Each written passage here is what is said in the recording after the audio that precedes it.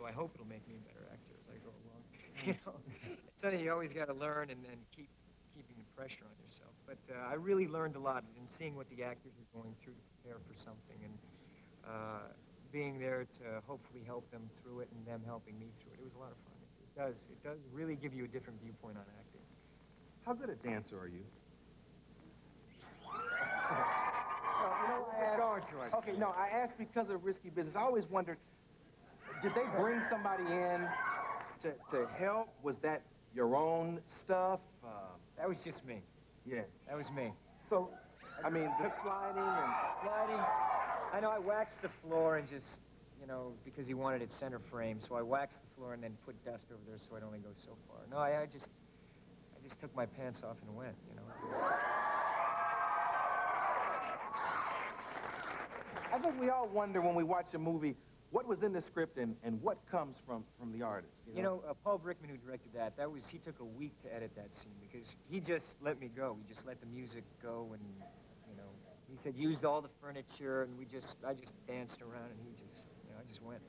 Yeah. Do it again.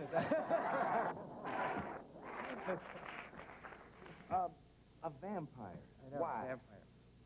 You know, I grew up watching Creature Feature. Did anyone watch that Creature Feature, you know, and Fright Night? And I used to watch it, actually, with my father and my mother, and when they were out on Saturday nights with my sisters. And I just love scary movies, and I've had a fascination with vampires. And I like the book Interview with the Vampire, and it just sounded like it's a great character. It's a really fun character to play, so I'm looking forward to it. I was watching one of the daytime talk shows. I guess there are people who actually drink blood. Unless Geraldo lied. Don't think that would happen. No, I mean, I'm wondering, will you hang out with one, maybe to research the role? You know, I don't ever want to meet one. You know, I'll just go by the book and whatever, you know, I can make up myself with Neil Jordan and the rest of the cast. No, I don't know. I don't want to meet a vampire. What was your first big break in your mind? Tap. I think I did.